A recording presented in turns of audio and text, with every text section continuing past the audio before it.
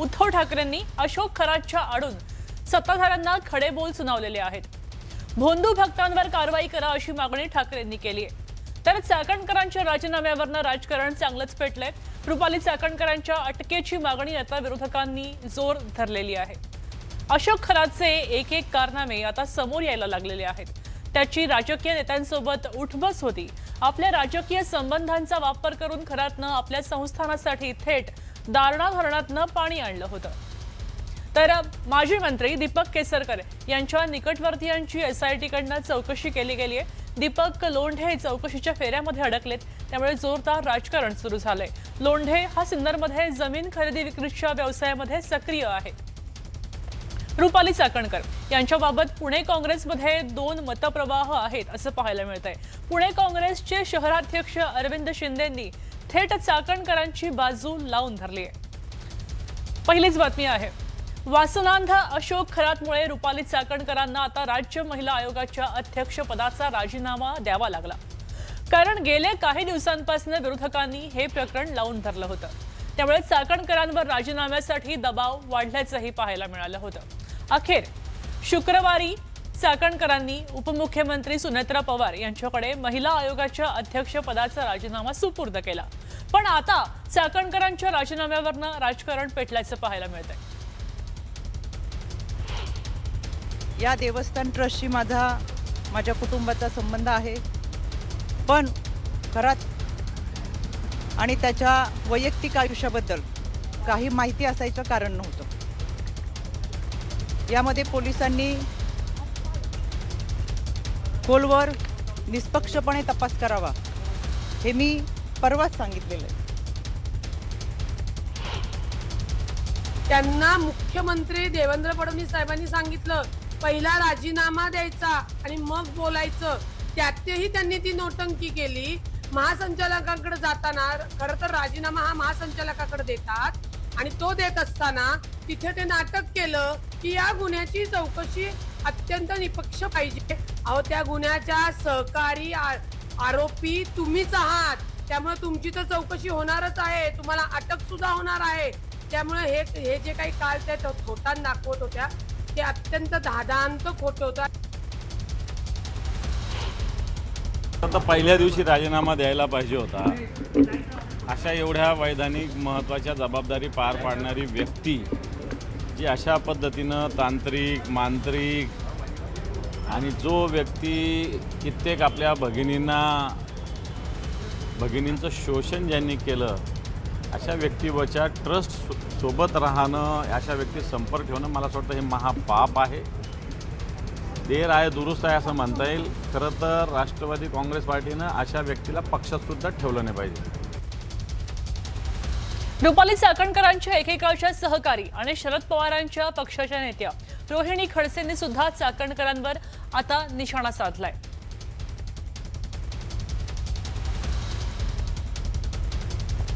आपण पाहतोय की आता संजय राऊतांनी एक पोस्ट केली आहे, भोंदू बाबांचं कॅबिनेट असं म्हणत त्यांनी काही फोटो पोस्ट केलेले आहेत आणि त्या फोटोमध्ये अनेक महत्त्वाचे नेते दिसत आहेत। भोंदू बाबांचे रुपाली चाकणकर यांना जावेच लागेल मुख्यमंत्री महोदय।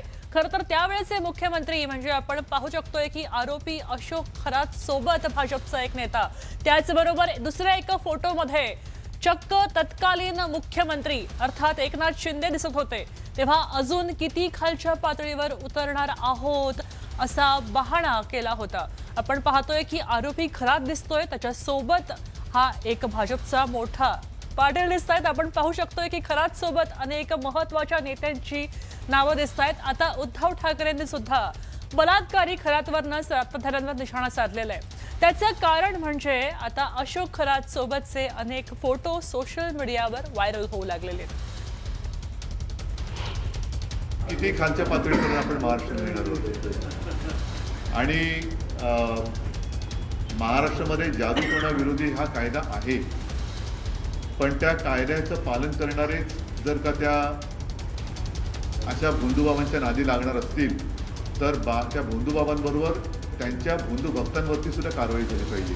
जे राजकारणामधले दिसत आहेत त्यांच्यावरती सुद्धा कारवाई झाली पाहिजे, तर आपण महाराष्ट्रामध्ये एक त्याला आधुनिक म्हणू ज्यांचं काही कर्तृत्व नाही, कर्तृत्व शून्य नेते किंवा पुढारी आहेत, त्यांना असे मार्ग अवलंबावे लागतात. त्यांना अशा या ज्या काही भाकडकथा आहेत किंवा भोंदूगिरी आहे, त्याचा आसरा एवढ्यासाठी घ्यावा लागतो कारण ते स्वतः भाकड आणि भोंदू आहे. हे भोंदू नेते, त्यांच्यामध्ये कर्तृत्व नाही, स्वकर्तृत्वाने जे काही करू शकत नाही, अशा लोकांना ह्या सगळ्या अशा गोष्टींचा आसरा घ्यावा लागतो.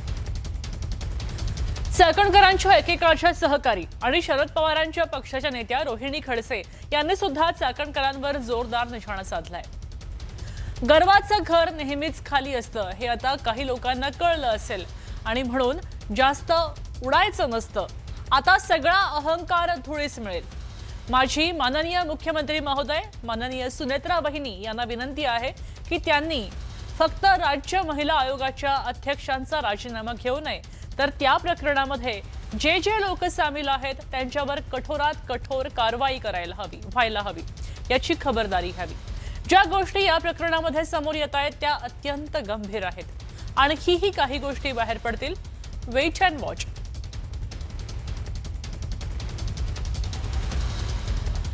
तर रुपाली चाकणकर महिला आयोगाच्या अध्यक्ष पदावर असताना त्यांनी पदाचा गैरवापर केलाय असा आरोप होतोय आणि त्यामुळे आता या प्रकरणी चाकणकरांवर सुद्धा कारवाईची मागणी विरोधक करतायत.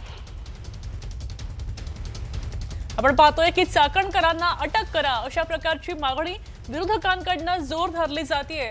चाकणकरांनी पदावर असताना आपल्या पदाचा गैरवापर केला अशा प्रकारचा आरोप त्यांच्यावर होतोय आणि या आरोपाचं उत्तर किंवा या आरोपाचं प्रायश्चित्त म्हणून चाकणकरांना पदावरनं दूर करा आणि त्याचबरोबर त्यांना अटक करा अशी ही मागणी आता होतीये.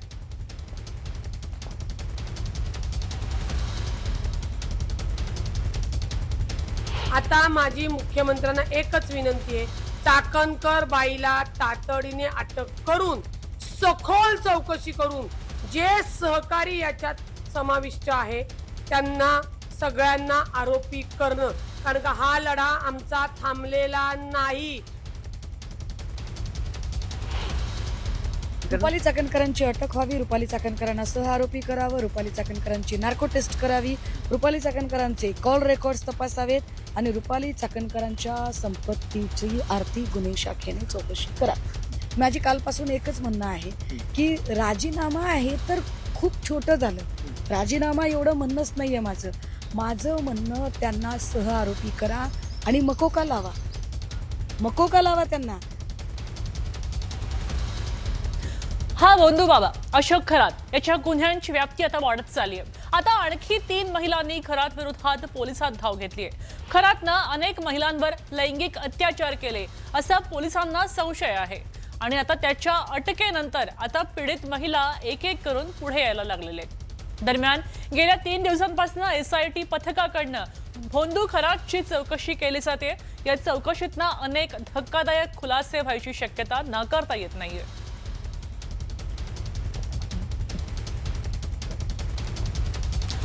आता बातमी आहे माजी मंत्री दीपक केसरकरांच्या निकटवर्तीयांची.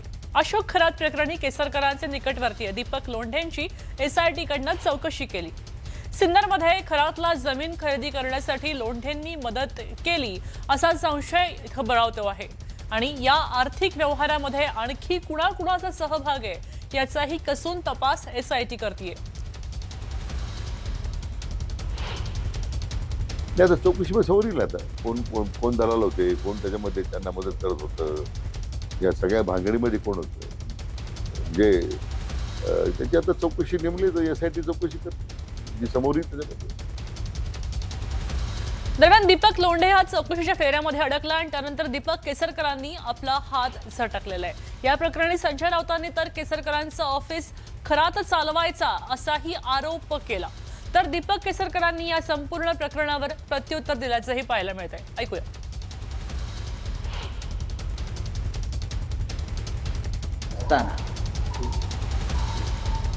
दीपक केसरकर हे शिक्षण मंत्री असताना शिक्षण खात्याचं अनेक महत्त्वाच्या बदल्या, बढत्या आणि इतर कामासंदर्भात हे बाबा स्वतः लक्ष घालून अनेक अधिकाऱ्यांना बदल्या किंवा बढत्या देण्यास दीपक केसरकरांना भाग पाडत होते. की ते माझं डिपार्टमेंट चालवतं, ते कसं चालवणार? ते एकदा सुद्धा माझ्या ऑफिसमध्ये आलेले नाहीत. ही वस्तुस्थिती आहे. माझं डिपार्टमेंट चांगल्या रीतीने चालत नव्हतं असं त्यांनी जे म्हटलेलं आहे त्याच्यामध्ये त्यांनी माहिती घ्यावी की माझ्या काळात शिक्षण खात्यात आणि मराठी भाषेच्या खात्यामध्ये जे निर्णय झाले क्वचितच एखाद्या मंत्र्यांच्या कालावधीत तसे झालेले आहेत आणि त्याच्यामुळे डिपार्टमेंटचा किंवा व्यक्तिगत संबंध त्यांच्याशी नेऊन जोडणं हे अत्यंत चुकीचं आहे. गेले काही दिवसांपासून श्री शिवनिका संस्थान चर्चेत आलंय, कारण बलात्कारी अशोक खरातनं हे संस्थान उभं केलं. धक्कादायक बाब म्हणजे या संस्थांसाठी शेतकऱ्यांच्या हक्काचं पाणी त्याच्यावर खरातनं डल्ला मारला होता. खरातनं आपल्या राजकीय संबंधांचा पुरेपूर वापर केला आणि हे पाणी मंजूर करून घेतलं. आता यावरनं राजकारण तापलेलं आहे. एकीकडे दुष्काळी भागामध्ये शेतकरी पाण्यासाठी तळमळतायत, संघर्ष करतायत आणि असं असताना भोंदू खरात अशोक खरातच्या संस्थांमध्ये अक्षरशः गंगा वाहत होती. आपण पाहतोय की अशोक खरातनं दारणा धरणातनं आपल्या शिवनिका संस्थांसाठी काही पाणी मंजूर करून घेतलं होतं आणि याला सरकारनं मान्यता दिली होती, मंजुरी दिली होती. आता यावरूनच चांगलंच राजकारण तापलंय. शेतकऱ्यांच्या तोंडचं पाणी खरातला दिलं गेलं असा आरोप होतोय. या भोंदू अशोक खरातच्या संस्थेसाठी थेट दारणामधनं पाणी होत होतं. हे श्री शिवनिका संस्थानला दारणा धरणातनं पाणी आघाडी सरकारच्या काळात मिळावं असा निर्णय झाला. 31 जुलै 2020 रोजी आघाडी सरकारचा हा आदेश होता. खरातच्या संस्थानासाठी 39 लाख लिटर पाणी मंजूर झालं. या पाण्यासाठी 48 किलोमीटर पाईपलाईन टाकली गेली होती. शेतकऱ्यांचं हे पाणी होतं, त्यांच्या हक्काचं. या पाण्यावर खरातच्या संस्थेचा हात होता, त्याने डल्ला मारला होता असं कळतंय.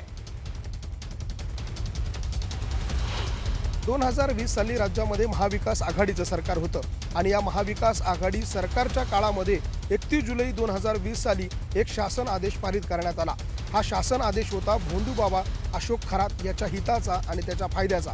अर्थात नाशिकच्या दारणा धरणातून गोदावरी कालव्यामध्ये सोडलं जाणारं पाणी आणि त्या पाण्यापैकी तब्बल 39 लाख लिटर पाणी या बाबाच्या संस्थानाला उचलण्याची परवानगी एका शासन आदेशाच्या माध्यमातून देण्यात आली आणि त्यानंतर तब्बल 48 किलोमीटरवरून या भोंदूबाबानं या जागेमध्ये हे पाणी आणलं आणि त्यासाठी ही टाकी या ठिकाणी उभी केली. माझ्या मागच्या बाजूला दृश्यांमध्ये ही पाण्याची टाकी दिसते.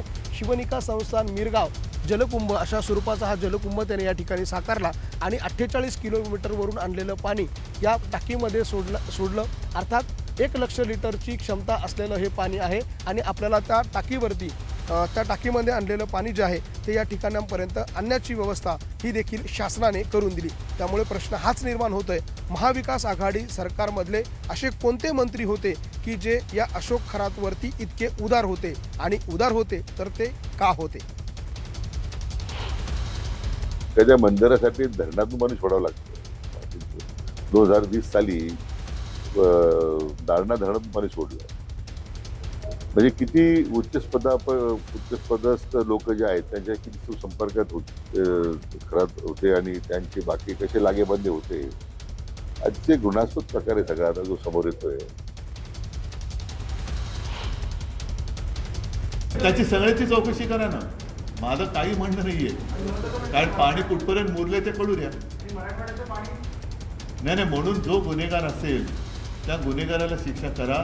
हे पाणी जर का वळवलं असेल तर एकूणच हे पाणी कुठपर्यंत मुरलंय हे कळू द्या. फक्त कळल्यानंतर त्याच्यावरती काहीतरी कारवाई झाली पाहिजे. ते आरक्षण तात्काळ रद्द करण्यात येईल. नियम आरक्षण आपण देऊ शकत नाही.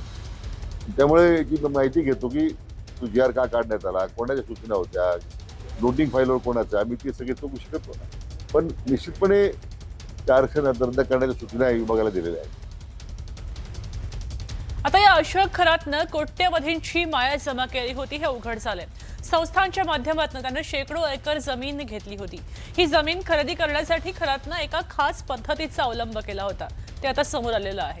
तो आपल्या अगदी जवळच्या व्यक्तीला शेतकऱ्यांकडनं जमीन खरेदी करायला सांगायचा आणि त्यानंतर ती व्यक्ती खरेदी केलेली जमीन खरातच्या संस्थानाला दान करायची. अशा प्रकारे खरातनं नाशिक जिल्ह्यामध्ये संस्थांच्या नावावर मोठ्या प्रमाणात जमिनी घेतल्या असं उघड झालं. ती जमीन आमचीच होती ना, पूर्वीची आमची होती, पण तिचा व्यवहार होता होऊन झाला. मग तिथे लिहिलेले 60-60ची खरेदी नोंद नामकरण त्यांनी बरंच ते नामकर आव्हानाने काढलं. ते तो कायदा राहिला, तो कायदा बंद झाला. बरंच बोलला माझ्याशी, कोण नामकर आव्हान मी नोंदीला आडा जाता वा त्याचे हे झाले, उजत झाली इथं मंदिरामध्ये त्याच्या हॉलमध्ये. तो म्हणे ते करून घेऊ म्हणतो लगेच खरेदी मारून घेतो. आम्हाला कोणालाच माहिती नाही, पण ती नोंद खरेदी माहीत झाल्यावर मग नोंदीला मी आडवं गेलो. तुम्ही अधिकाऱ्यांकडे तक्रारी केलं काय अधिकारी तक्रारी केल्या, मग अधिकारी काय करणार ते? याच अशोक खराची संपत्ती आता कोट्यवधींच्या घरात गेली आहे. आपण पाहूया. नाशिक, अहिल्यानगर, सिन्नर, शिर्डीमध्ये 30 पेक्षा अधिक NA फ्लॅट्स होते. पाथर्डीमध्ये सुमारे 30 एकर जमीन होती. गवळाणे शिवारामध्ये कुटुंबियांच्या नावे 30 कोटींची जमीन होती. त्याचबरोबर मिरगाव आणि कहांडवाडीमध्ये या परिसरामध्ये सुद्धा 45 एकर जमीन होती. मिरगावच्या फार्म हाऊसची किंमत सुमारे 13 कोटी रुपये होती. ओझर विमानतळाजवळ त्याची जमीन होती आणि सिन्नरमध्ये एका हार्डवेअर दुकानामध्ये त्यांनी गुंतवणूक केली होती. कॅनडा कॉर्नर परिसरामध्ये कोट्यवधींचं त्याचे एक कार्यालय होतं. श्री शिवनिका संस्थांची वार्षिक उलाढाल सुमारे 2 कोटी इतकी होती. कर्मयोगीनंतर इथं एक आलिशान बंगला आला होता. ही एवढी मोठी संपत्ती या एकट्या खरातच्या नावावर होती. आपण